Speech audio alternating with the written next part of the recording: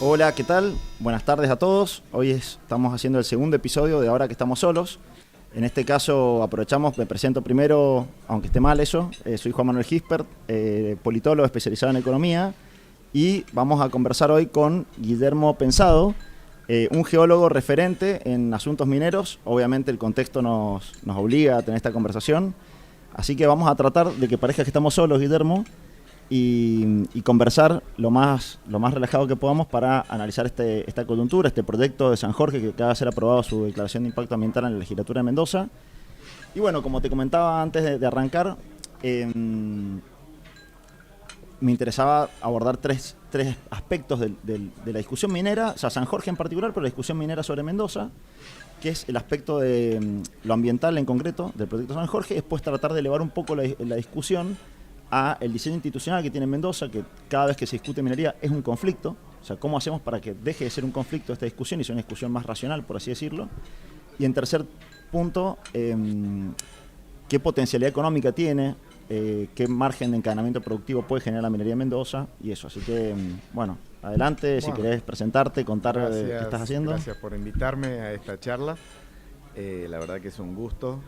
Tengo más de 30 años en exploración minera y una de las cosas que más disfruto a esta edad es poder pasar la experiencia y los conocimientos que uno fue acumulando, aunque todavía tengo mucho por aprender, pero ojalá que podamos ayudarte a vos y a toda tu audiencia a sacar un poco de luz a tantas cosas que se hablan, que creo que el mayor desafío es educacional y comunicacional más que técnico. Entonces creo que esto es un gran aporte y agradezco que lo hagan. Bueno, un placer esta conversación. Bueno, me surge, yo soy interesado como emprendedor en la minería de Mendoza.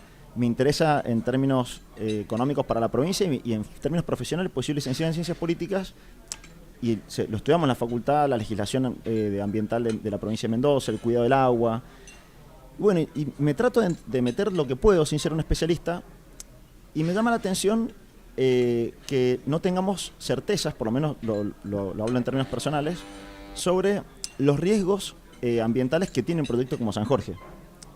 Adelanto mi pensamiento, también te decía antes de empezar a grabar, que para mí el desarrollo minero tiene que ser parte de la Mendoza que necesitamos construir. Mendoza fue lo que fue y fue la cuarta provincia más importante de la Argentina en términos de riqueza, en parte porque explotamos el petróleo, que también tiene riesgos ambientales, también tiene riesgo de contaminación de cuencas hídricas, y lo industrializamos, tenemos una destilería, tenemos una metalmecánica que acompaña el desarrollo petrolero de Mendoza, y bueno, creo que la minería puede seguir en el mismo sentido. Ahora, ¿por qué en este caso esta discusión ambiental genera tanto incertidumbre? Bueno, lo que decía antes, la incertidumbre creo que es más educacional o comunicacional que técnica.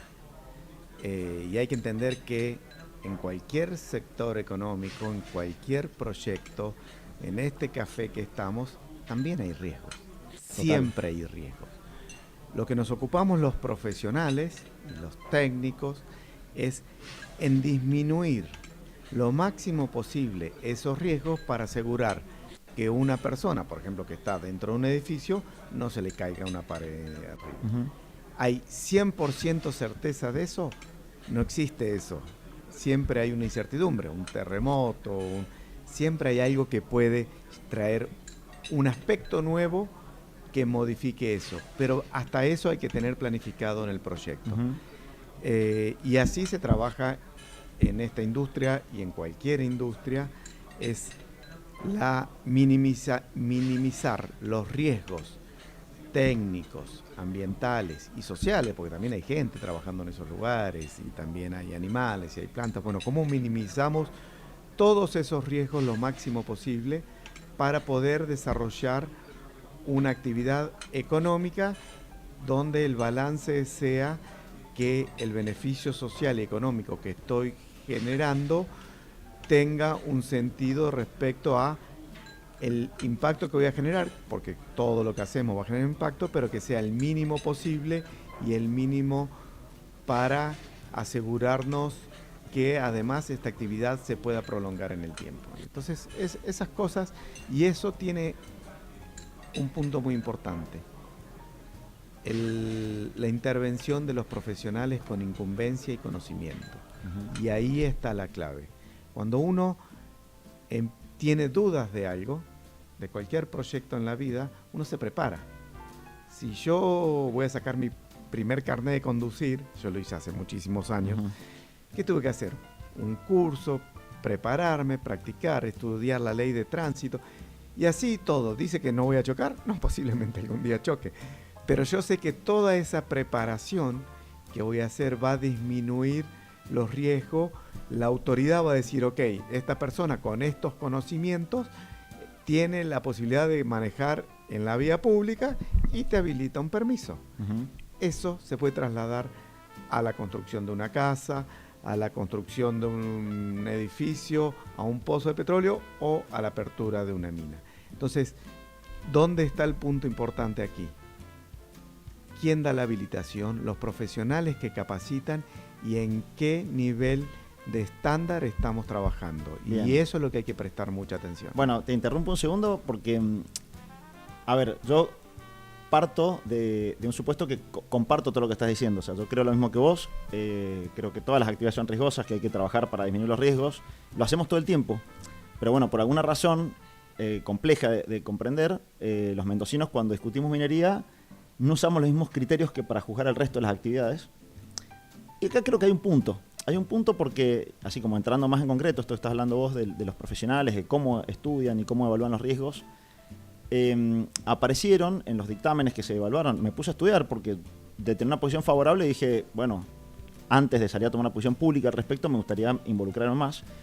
Y las dudas aparecen porque en los informes técnicos, la Fundación de la Universidad Nacional de Cuyo, que fue el organismo que el Estado contrata para que evalúe la declaración de impacto ambiental que hace la empresa, dice que en general está todo bien de alguna manera, por así decirlo, o sea, cumple lo que hay que cumplir para una declaración de impacto ambiental y es un proyecto sostenible o viable, pero hace un par de observaciones y dice, habría que profundizar el estudio sobre tal aspecto que es el riesgo de que en la perforación se topen con aguas subterráneas y haya riesgo de contaminación de esas aguas que podrían contaminar parte de la cuenca con metales pesados, si no me equivoco, y corregime porque no soy especialista en esto, y eso genera una contaminación irrecuperable de la cuenca del río del que tomamos agua los mendocinos, digamos.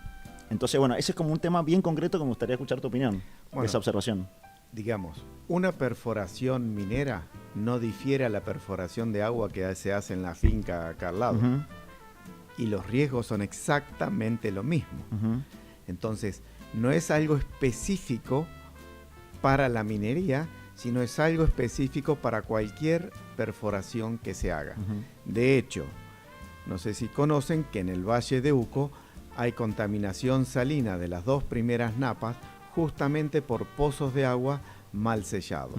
Entonces, y está bien que la autoridad ponga un ojo en eso, porque, y a veces no es por metales, es simplemente conectar, por ejemplo, una napa salina con una napa dulce, o conectar con la superficie, lo que pasa en el campo, una zona de riego que se usan agroquímicos, claro, que después baje a una napa. Entonces, eso no es específico para minería, está bien que así se haga. Las buenas prácticas hablan de que cuando uno está cruzando acuíferos, tiene que sellar los acuíferos, después sellar el pozo para evitar esa interconexión entre las napas, y es una práctica, no es ni de PSJ, es normal en cualquier sector, en cualquier pozo, en cualquier industria, y en esta claramente también se aplica. Bueno, pero vos sabés que yo tengo, o sea, hace rato tengo una hipótesis de por qué se genera tanta polémica con esto, que es que los mendocinos, yo no creo que la gente que está en contra de los proyectos mineros, no es que esté en contra de la minería. Yo creo que hay un problema de creer en el Estado y su capacidad de control. O sea, los mendocinos y los argentinos, me animo a decir, desconfiamos mucho del Estado y su capacidad de control. Porque cuando te pones a ver, el contacto que tiene el ciudadano con el Estado es terrible. O sea, cuando vas a las rutas están rotas, las escuelas públicas no están en buenas condiciones, la calidad docente tiene problemas por falta de presupuesto, te roban, vas a la comisaría y se cae a pedazos la comisaría. Digo, no sé si te ha pasado una vez, tenés que ir a declarar a una comisaría y no puedes creer las condiciones en las que está trabajando la policía ahí. Entonces, todos esos hitos donde la gente se topa con el Estado, cuando la gente tiene que decir, che, si el Estado no puede resolver una ruta, una plaza, una comisaría, ¿por qué creo que el Estado va a poder controlar de forma correcta una multinacional que, aparte, trabajando en el medio de la cordillera? Viste que es una duda legítima para mí, porque el Estado no nos da la tranquilidad que funcione bien. Eso tiene varias aristas. Sí. Y vos, si venís de las ciencias blandas, Así es. hay una primera, que el Estado somos todos. Uh-huh. Entonces es increíble el argentino cuando dice, dudo del Estado, que es el mismo. O sea, está dudando de sus propias capacidades. Uh-huh. Pero muchas veces no se hace nada al respecto. Y ahí viene la parte importante. Pensar que el Estado es algo que está allá lejano y que me tiene que proveer de cosas, pero yo también tengo que proveer cosas a ese Estado. No tengo que evadir impuestos, tengo que cumplir las leyes de tránsito, tengo que cumplir las leyes ambientales, y muchas veces vemos que todo eso tampoco se cumple. Entonces, desconfiamos nosotros mismos en el fondo. Claro, desconfiamos porque bueno, sabemos sí, lo que hacemos nosotros sí. mismos. Entonces, una de las cosas más importantes que tenemos que recuperar, creo, en este país, en cualquiera, pero en este país en particular, es las instituciones, quiénes son, cómo se forman y cómo están conformadas. Porque al fin y al cabo, yo puedo no creer en la autoridad del agua. Uh-huh. Pero la verdad que cuando uno ve internamente, son personas profesionales que salieron de nuestras universidades nacionales, que tienen matrícula, tienen convencia, a veces porque somos un país pobre, no todas las herramientas para hacerlo, pero sabemos que hay gente muy comprometida haciéndolo. Uh-huh. Entonces hay que empezar a darle más valor, porque eso nos va a ayudar a nosotros como sociedad. Y si dudo, me involucro. Está claro, sí, sí, sí. Porque, por ejemplo, en el tema de aguas en minería, existen muchas provincias, y nosotros lo propusimos para el PSJ Cobre Mendocino, pero como inicio para otras áreas, que empiece a haber muestreos de agua participativos y que la gente se vaya, involucre y vea. Y la verdad que yo lo hago con uno de los proyectos que trabajo, lo hacemos en una provincia, y la primera vez que el primer muestreo participativo fue medio pueblo, más o menos. Después cuando vieron llegaron que la al funciona, proyecto, se quedaron mirando, y era un proyecto de exploración y querían ver la cantera. Dice, pero ¿y dónde está la mina? No hay mina todavía. No hay mina, hay jarilla acá nomás. Y una decepción se llevaron. A la segunda vez fueron la mitad. A la tercera fueron la gente que todos son valorables, pero los que más creo están comprometidos socialmente, que son los que siguen yendo para hacer el control de agua participativo, objetivo, y eso es lo que hay que hacer. Hay que involucrarse, hay que participar. Es muy fácil desde la tribuna estar gritando. No, está claro, pero ahora vamos, yo te digo el caso concreto de San Jorge y después pasamos a otro aspecto de la charla que me quería tener con vos. Ya se aprobó la declaración de impacto ambiental, es una etapa aparte, porque a veces dicen, no, ya está, ahora van a entrar y van a prender fuego a la montaña y van a sacar el mineral. Sé que falta mucho todavía. Y esas advertencias que hizo el dictamen, es decir, che, hay que tener cuidado en este punto, en este punto, en este punto. Hay un punto que es el más, según lo que yo interpreté, es el más riesgoso, que es esta contaminación con algunos metales difíciles que no se pueden corregir a futuro. Tarda mucho tiempo el agua en limpiar esa sedimentación, no sé cómo se denomina. ¿Qué instancia después sigue donde el Estado, en qué instancia, arranca el proyecto a ejecutarse, ¿sí? Consiguen los inversores, aparece la implementación del proyecto? ¿En qué instancia se evalúa que eso no se tenga el riesgo que se decía que se podía tener? Eso es constante desde el día hoy, que ya está la día, creo, en el boletín oficial, ya arranca. Porque esto es como recién explicado para un pozo de agua, que también se dan las indicaciones de cuando uno va a hacer un pozo del agua, la autoridad te dice, tenés que hacerlo así, así. Sí, pero el tipo hoy lo hace. Yo contrato una empresa y va y perfora la empresa. Pero hay dos cosas que te estás olvidando. Uno, hay un profesional responsable con matrícula habilitante que está firmando. Lo mismo que cuando vas a un médico y le pedís que esté matriculado y es responsable de tu salud. En este caso, hay un profesional con matrícula habilitante que es el responsable. Además están los controles que existen y van y monitorean. Cuando vos construís una casa, o si no sé si tuviste la oportunidad, pero Sí. cualquiera sabe. No es un buen ejemplo en mi casa, porque pero te caen no se cumplió mucho el te caen reglamento. las inspecciones Sí. del municipio a ver que el encadenado de las vigas sea el correcto, que siguió lo que indicó el ingeniero matriculado que había que hacer. Ujú. Esos controles existen también en la minería. Ujú. Es lo mismo. Hay muchos, por eso digo la valorización de los profesionales. Ujú. Hay muchos profesionales que ponemos nuestro título y nuestra mejor ética profesional y capacidades a que eso se haga como corresponde. Ujú. En el caso del agua, el mayor problema lo que más habría uno que preguntarse es si hay agua que va a estar en contacto con alguna napa. Y ese Ujú. es el número uno. Ujú. Los estudios que fueron presentados indican que nunca habría afectación del agua en base a los estudios científicos que se hicieron. Ujú. Que en esa zona las napas están por lo menos a 100 metros, que por la fuerte evaporación, que es una zona desértica, por los suelos alcalinos que hay en la zona y por el tipo de suelo que hay, bien digo, la infiltración no alcanzaría en el peor de los casos a los 8 metros. O sea, Ujú. nunca afectaría una napa freática. Entonces, empezar a decir que el metal, que en un accidente que no llegaría a máximo 8 metros, se pondría en contacto con algo que está a 100 metros, creo que el que dice eso debe explicar por qué le está pensando que eso sucedería, porque no es lo que los datos están explicando. Y eso es ahí la importancia de los profesionales. Nosotros en algún momento pedimos que en todos los sectoriales y los estudios técnicos, el profesional que está trabajando demuestre en forma escrita y concreta su título habilitante y su incumbencia. Ujú. ¿Por qué? Porque lamentablemente también hemos visto informes técnicos donde, no quiero particularizar en alguien, un informe técnico dedicado a A se pone a hablar sobre C. Está claro, está Y claro. vos decís, Sí. perdón, pero vos no tenés ni Sí. título ni incumbencia. ¿Por qué me hablas de C? Eso está mal. Eso es, y en este país está reglamentado eso. Hay leyes que indican quién puede firmar un informe técnico. Y eso hay que exponerlo. Eso da seriedad, da transparencia. Entonces, se puede ir, cuando alguien tiene dudas, llama al profesional que lo escribió y dice, usted me podría venir y explicar esto, su duda. Si dicen que el agua no llega a 8 y arriba hay suelos alcalinos, que por ejemplo, que uno de los miedos que se hablaba es que hay drenaje ácido en las colas. Ok, eso se frena con un ambiente alcalino que son los suelos de Mendoza. Ujú. Es naturalmente controlado y así es en muchos lugares del mundo.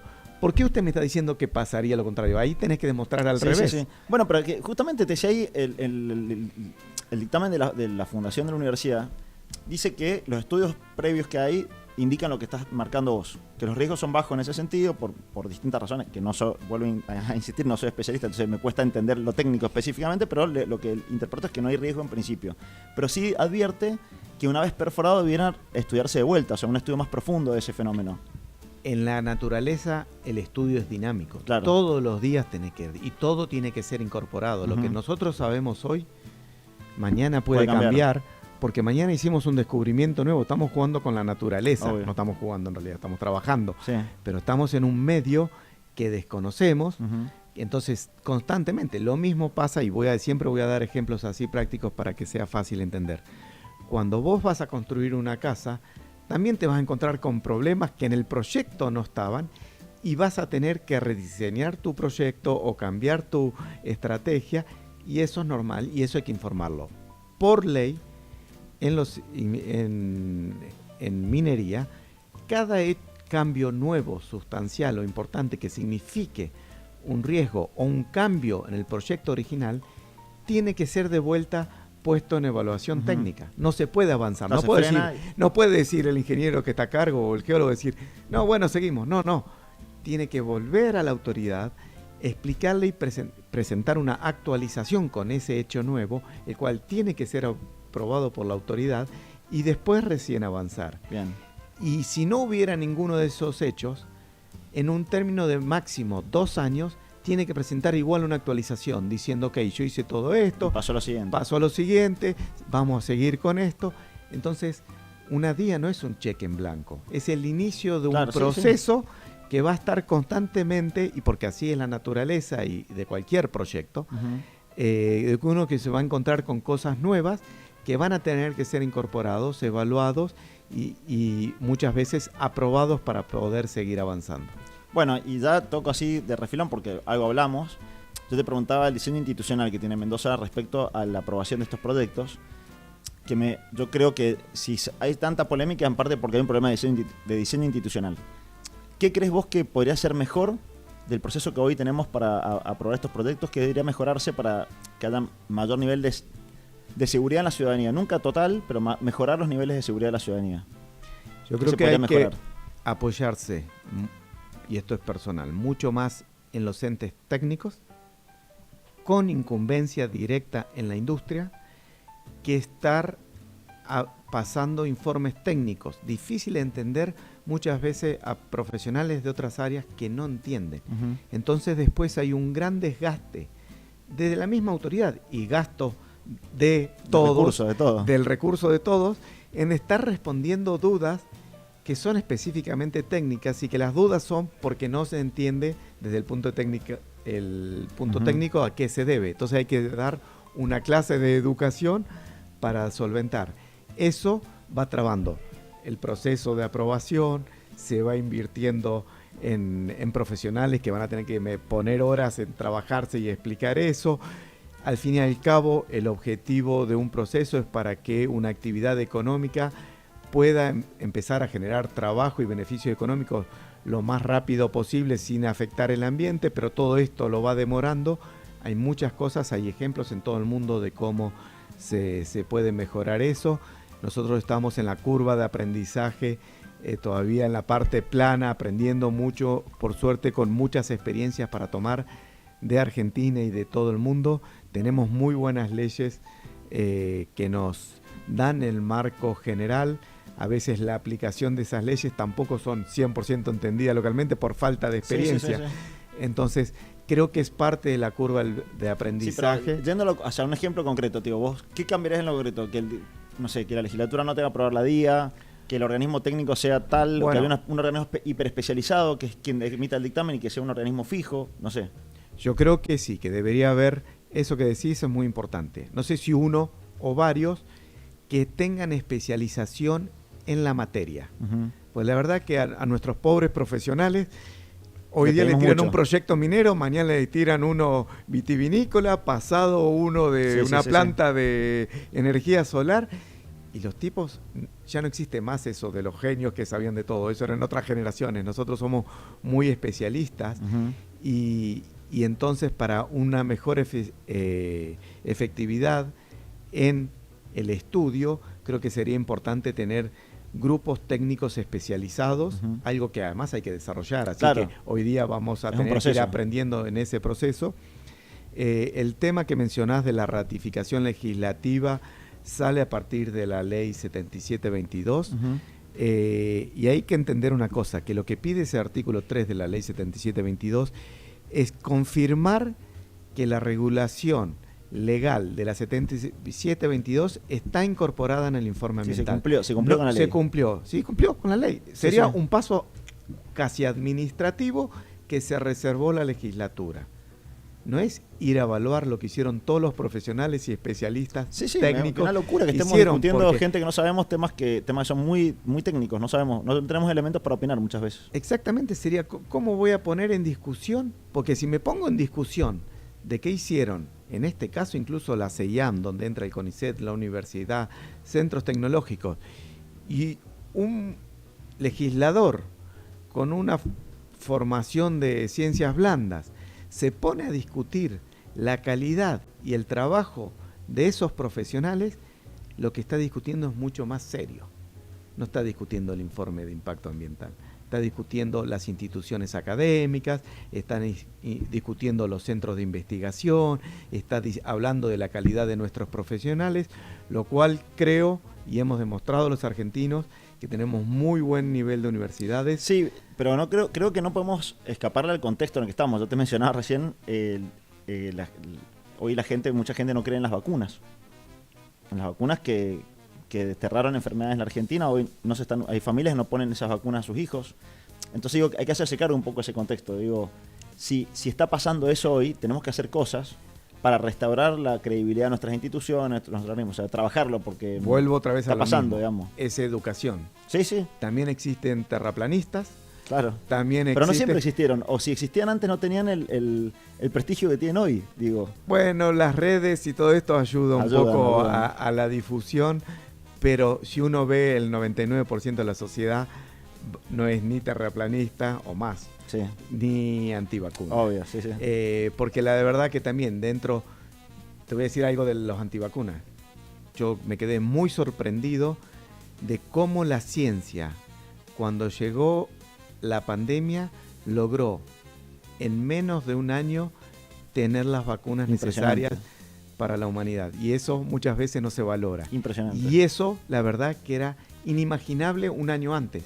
Que una vacuna que lleva, como la minería, muchos años, procesos, estudios, la ciencia lo haya logrado a la velocidad que lo logró. Sí.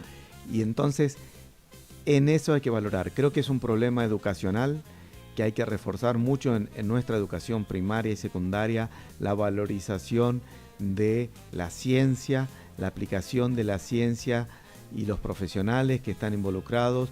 Yo tengo un gran interés en que la ciencia argentina, como la ciencia en todo el mundo, deba ser defendida y cuidada en pos del desarrollo social, económico y ambiental de la sociedad, que ese es el objetivo. Y si no es así, muy difícil, vamos a volver al oscurantismo del medioevo. Sí. Entonces ya el mundo demostró que el desarrollo científico y del conocimiento es el camino.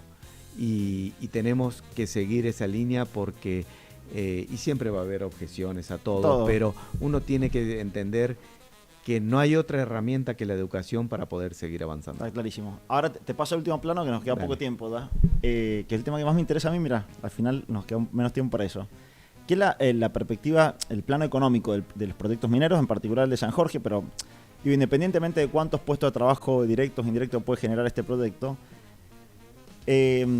viste, conceptualmente creo que estamos de acuerdo, todos sabemos que es un recurso natural finito, digo, no renovable. Por lo tanto, tenemos el desafío de transformar un recurso no renovable en un recurso renovable. O sea, ¿cómo vamos a encadenar toda la cadena productiva alrededor de la minería para que eso nos deje una mejora de nuestra matriz productiva en Mendoza después que se acabe esa mina, o todas las minas que hagamos? Y yo, en lo personal, tengo una lectura mala de eso. O sea, creo que no es...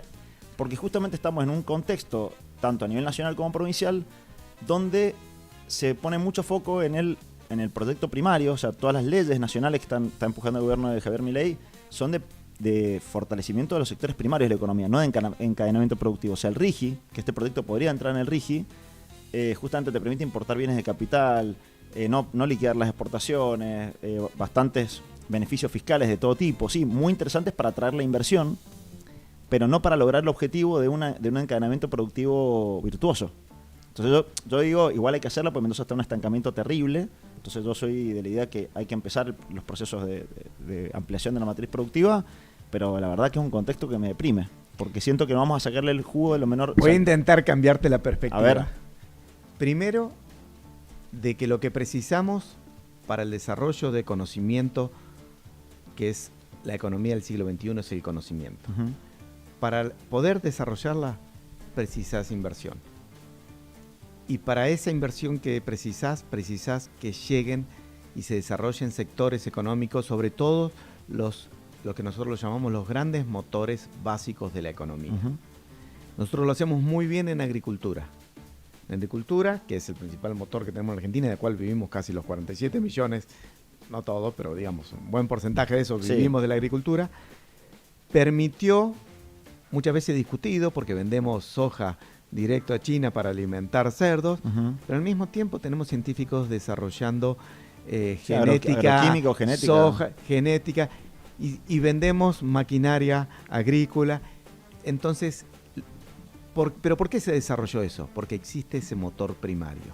Entonces, lo que vos tenés que activar primero son los grandes motores que te van a dar el ambiente o el ecosistema económico en el cual poder, con visión estratégica, y planificada cómo voy a hacer que esos recursos naturales, sean finitos o no finitos, se transformen en capacidades profesionales, empresariales y conocimiento.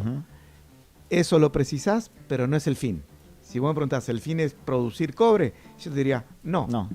El fin es, vamos a producir cobre generando un valor agregado que no es, podría ser producir alambre de cobre, Sí. pero el principal valor agregado de la industria sería preparar empresas y profesionales para mañana también ellos sean competitivos y puedan, que en realidad ya existe, que puedan salir a vender sus servicios y exportar sus servicios al país y al mundo. Eso es la economía. Voy convirtiendo un recurso natural en capacidades. Y va a pasar, te interrumpo un poquito porque digo, para pisos de acuerdos, digamos, en esta charla. Eso va a pasar. O sea, si traigo un proyecto, no sé cuántos millones de dólares puede representar la inversión de San Jorge, en este caso. Va a pasar eso. San Jorge va a demandar proveedores. Muchos proveedores van a ser provinciales. Pero una cosa, digamos, uno puede hacer que pase más o que pase menos eso. Eso va a pasar indefectiblemente. O sea, yo vengo y pongo 500 millones de dólares en un proyecto y eso genera una demanda tremenda de cosas que genera que alguna empresa aprendió a dar un servicio, que una empresa de transporte se mejoró y compró maquinaria nueva y eso le permite ser más competitiva a esa empresa y vender servicios a otra provincia. Eso sucede. De forma más o menos espontánea sucede. El tema es las reglas que uno establece tanto de la provincia como de la nación para potenciar eso o no potenciarlo. Yo lo que percibo hoy es que en ese abanico de entre lo ideal y lo menor, o sea, lo mejor y lo peor, estamos más de cerca de lo peor, de sacar el menor jugo posible.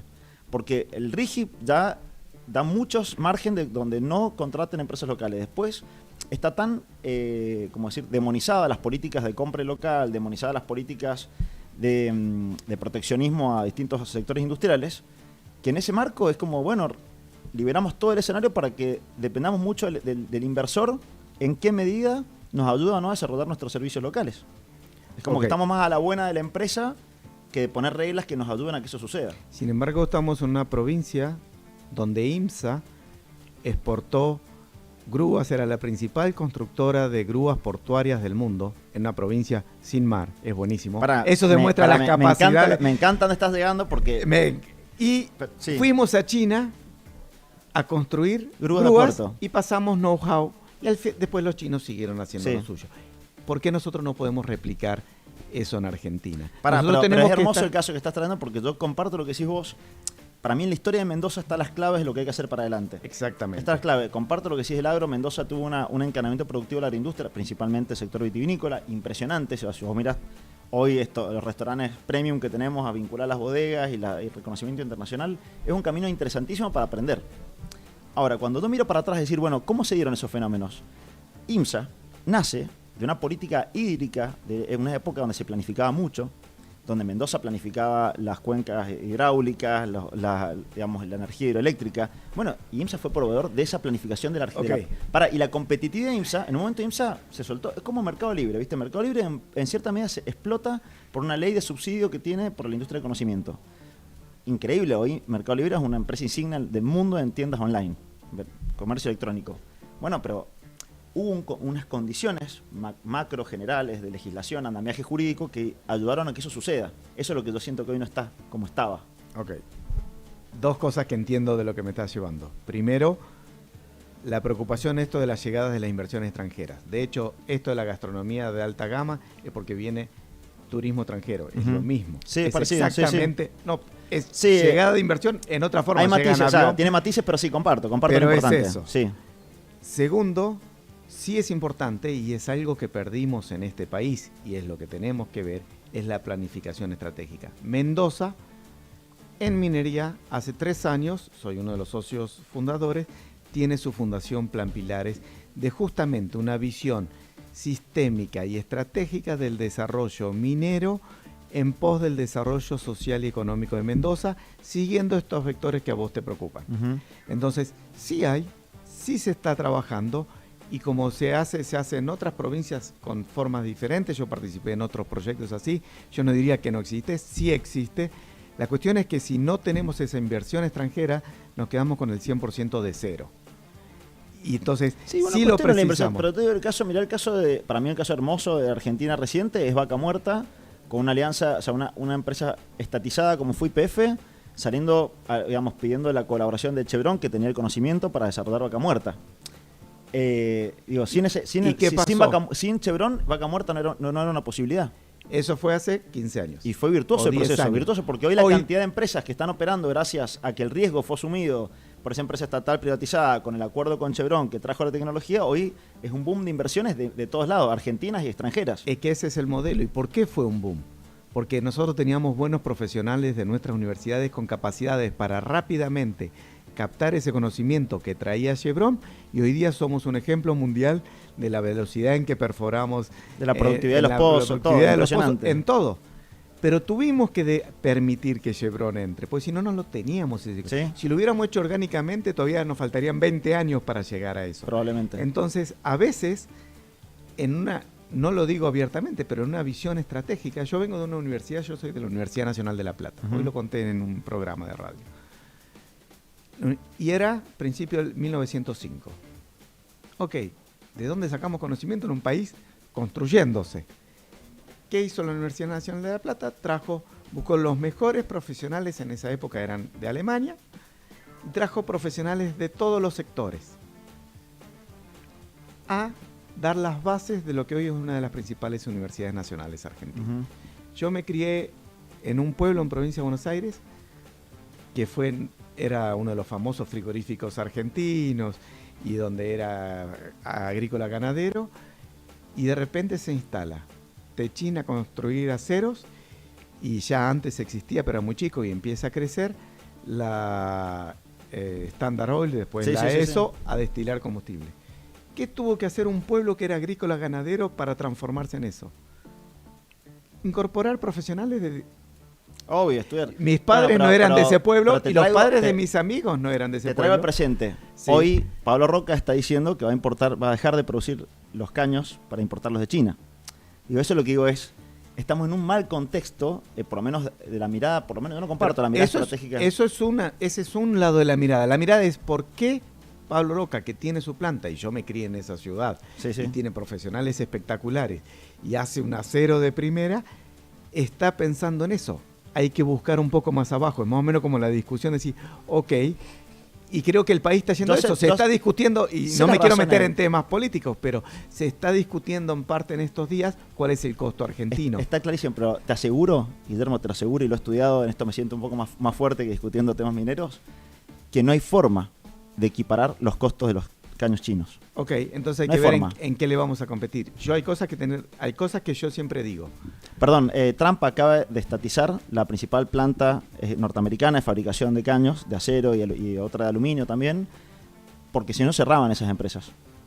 Y Trump entiende que es un recurso estratégico tener tu industria metalúrgica propia desde el principio de la cadena hasta el final. Digo, es un mundo hoy complejo porque China es un actor que está rompiendo los parámetros en los que estaba funcionando el comercio global, por distintas razones, larguísimo charlar, no es el motivo de esta charla. Pero a mí lo que veo que está haciendo Europa, que veo que está haciendo Estados Unidos y lo que veo que estamos haciendo nosotros, veo que todo el mundo se está defendiendo de un nuevo actor que está rompiendo el statu quo del comercio internacional tal como lo conocíamos, y nadie sabe cómo va a ser, cómo sigue eso. Y en el camino se están defendiendo los tipos. En el camino están diciendo, mientras tanto nos defendemos, no sé cómo sigue esto, pero mientras tanto pongo aranceles, estatizo esta empresa, no permito que los chinos compren tal o cual empresa en tal país, no permito que América Latina siga recibiendo inversiones chinas, Estados Unidos está preocupado por eso, o sea, trata de frenar el avance chino en América Latina, y nosotros... Pero nosotros tradicionalmente hemos puesto barreras. Sí, ahora hacemos el revés. Ahora estamos okay, pero es como que vamos a destiempo de todos. O sea, bueno, pusimos barreras cuando todos se abrían y cuando todos se cierran nosotros nos abrimos. Es increíble. Y estamos entrando en temas políticos. Me llevaste a temas políticos, pero los hablamos. Pero tenemos que cerrar la nota, nos queda poco tiempo. No, está bien, pero hay que tener cuidado con esa visión y sí poner una visión estratégica. Y para generar desarrollo, primero tenés que buscar tus ventajas comparativas. ¿En qué somos buenos los argentinos y le podemos competir a China, Estados Unidos, al mundo? Ok. También se pueden construir las ventajas comparativas, no siempre son naturales. No, bueno, pero hay tenemos la pampa húmeda, La energía y la minería, está clarísimo. Son los tres muerta. vectores de competitividad Pero además internacional tenemos lo que precisás para todo eso, darle valor. Conocimiento. Que es conocimiento y empresas. Entonces hay que enfocarse en eso que es lo nuestro, en darle la mayor competitividad, porque sí, el siglo XXI es de competitividad y conocimiento, el más competitivo. Entonces, si nos cerramos porque no tengo miedo a la competitividad, nos va a pasar lo que nos pasó en Argentina, que terminamos la brecha con el mundo cada vez mayor. Sí, yo no digo ni cerrarse ni abrirse, yo creo que hay que ser bien pragmático en esto, no hay que ser muy dogmático. O sea, creo que es un error ser dogmático en los procesos de proteccionismo, y ser dogmático en los procesos de apertura es peligroso. Creo que ser pragmático. Hay un dato que para mí es matemático y no ideológico. Cuando vos mirás el peso de empleo que tienen estos sectores y todo lo que pueden encadenar, agro, minería, energía, y estuve buscando casos en países como Australia, Canadá, Noruega, Chile. He estado leyendo porque es un tema que me tiene bastante interesado. Viste, en los mejores casos es el 15% del empleo, si yo lo traslado a la Argentina. Hoy en la Argentina, si yo agarro esos tres sectores, el empleo formal que generan en el sector privado no llegan al 9%, entre agro, minería y energía. Directo, después tener el indirecto, un montón de cosas. Yo diría que 40 millones de personas vivimos de la agricultura. Mira, te lo digo, tengo el dato. Pero ¿entendés? Porque al fin y al cabo...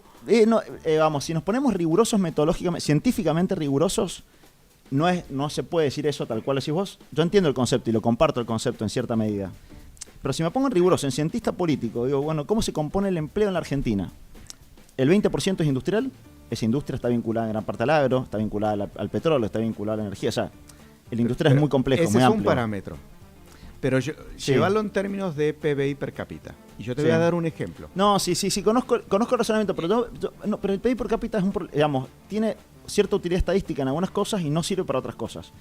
Mi preocupación en el puro presente de esta discusión, estamos hablando de la apertura o cierre y qué sectores vamos a potenciar, es que si yo trabajo con los sectores más primarios y su encadenamiento productivo inmediato, que somos competitivos, por así decirlo, tiene en una coyuntura inmediata un problema de aumento del desempleo.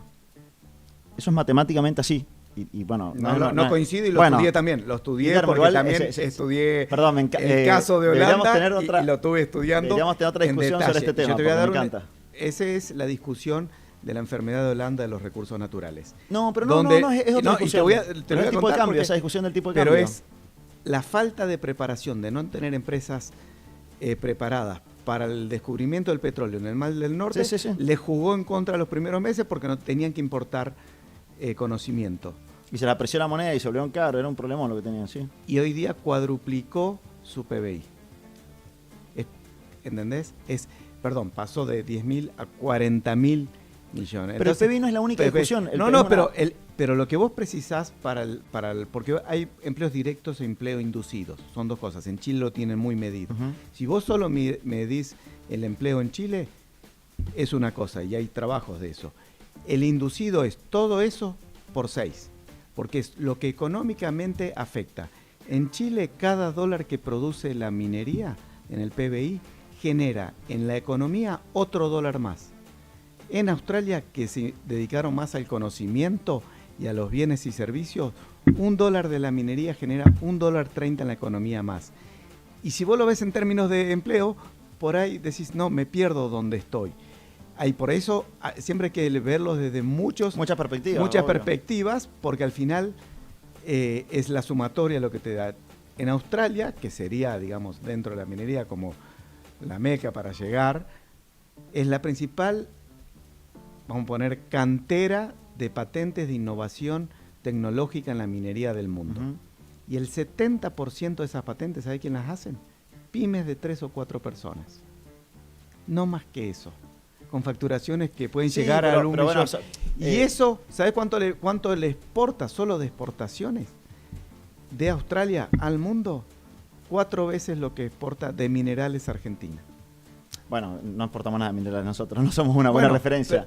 Te lo pongo el 40% de la agricultura. Todas esas cosas, yo sé que pueden suceder. Yo digo, vos podés generar condiciones que favorezcan ese desarrollo. O sea, no es casual que, como decís, Chile genera $1 más por cada dólar que genera la minería y Australia 1,30. Bueno, esa diferencia radica ¿cuánta potencialidad le sacás a lo que haces? ¿Cuánto planificaron? ¿Cuánto planificás lo que haces? Y lo que estamos haciendo en Mendoza.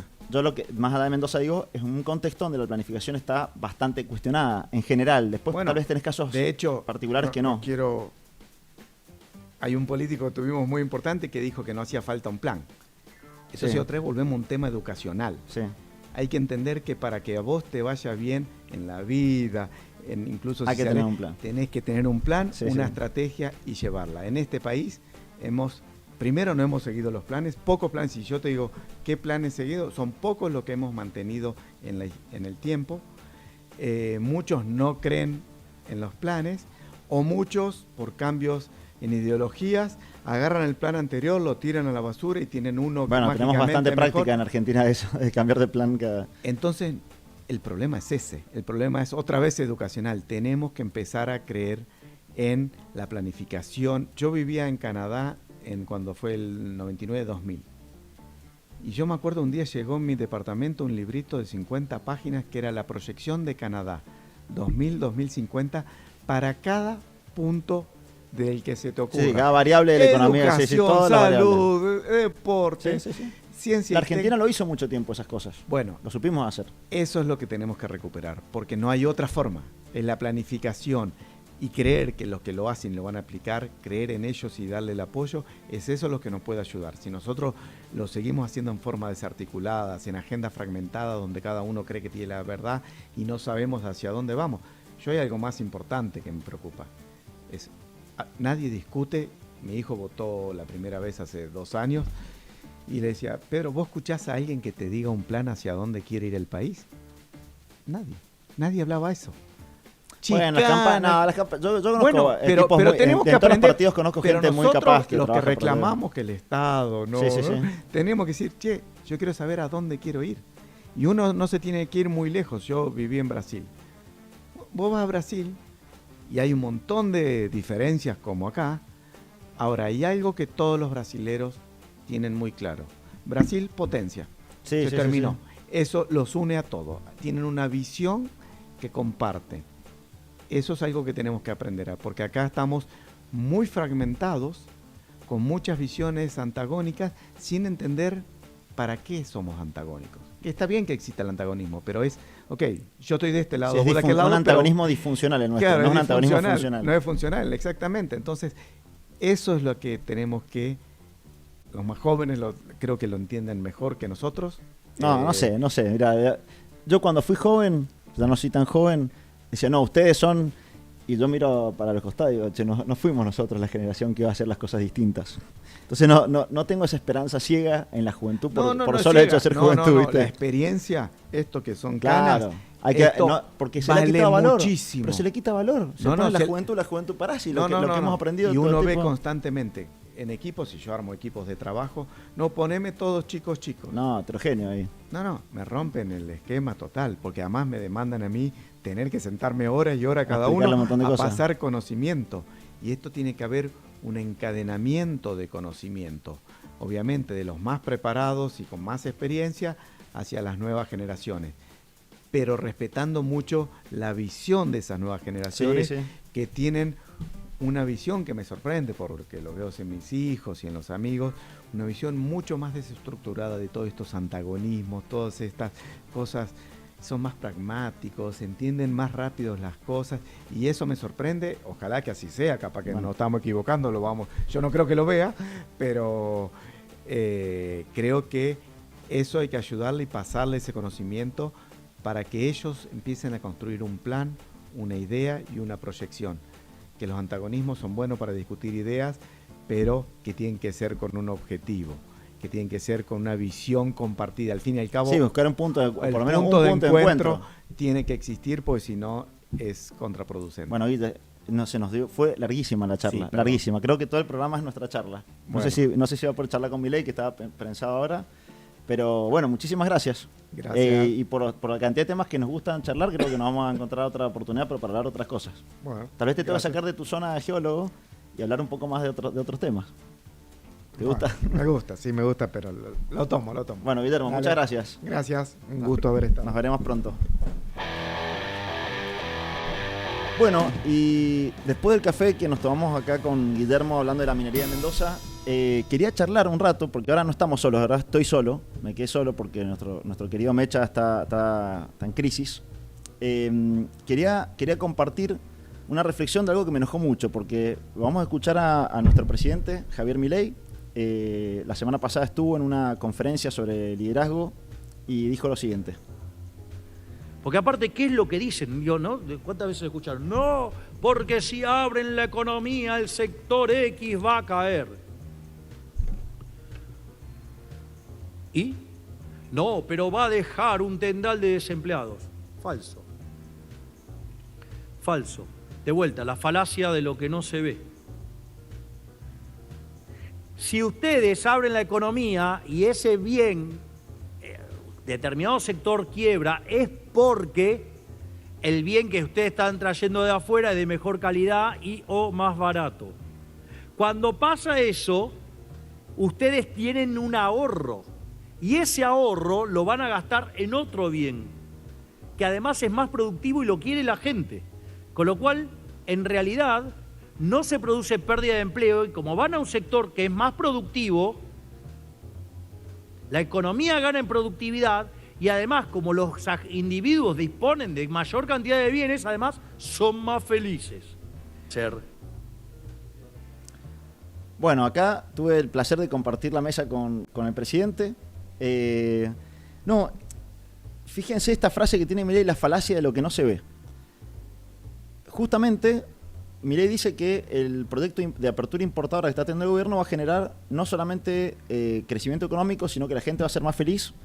No, las empresas que cierran van a ser rápidamente reemplazadas por empresas nuevas que van a vender productos más competitivos y eso genera una economía creciente. Así que, bueno, la realidad, él dice la falacia de lo que no se ve. Claro, él no está viendo la realidad porque claramente se agarra de la teoría de algún intelectual. Vas a saber de qué país europeo que escribió esto que dice, que no deja de ser valioso, es un razonamiento para pensarlo, para tener en cuenta. El problema es cuando lo dice un presidente y lo toma como si fuera una verdad. Y la verdad de la Argentina es muy distinta. Acá traje un par de gráficos, sé que soy medio denso con los gráficos, pero me gusta contrastar mi pensamiento, mi razonamiento con los datos de la realidad. Vamos a correr la silla para que se pueda ver el gráfico.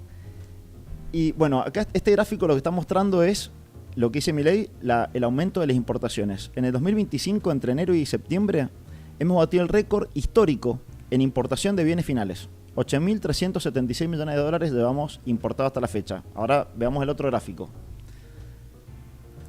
Mientras eso sucede, cerraron 19.164 empresas. Milei dice que la apertura importadora va a generar nuevas empresas. Bueno, no, Milei, perdón, pero la realidad, la falacia de la realidad la tenés vos. Están cerrando las empresas. Pasemos al otro gráfico. Llevamos perdido 276.000 puestos de trabajo registrados en la Argentina desde que asumió Milei. De esos, casi 100.000 son del sector público, o sea, serán 160.000 puestos de trabajo del sector privado que se han perdido con esta apertura importadora y cierre de fábricas. Y pasemos. Y esto es la caída del poder adquisitivo de salarios desde que asumió Milei. Milei dice que con la apertura importadora, como la gente puede acceder a bienes más baratos de afuera, mejora el poder adquisitivo de la gente. Bueno, lo siento, pero los datos oficiales del INDEC nos muestran que con inflación aún a la baja, los salarios argentinos han perdido poder adquisitivo. Así que bueno, quería irme con esta reflexión, una discusión en vivo con Javier Milei, que estuvo compartiendo la mesa acá del café con nosotros. Y nada más, muchas gracias y nos veremos la semana que viene.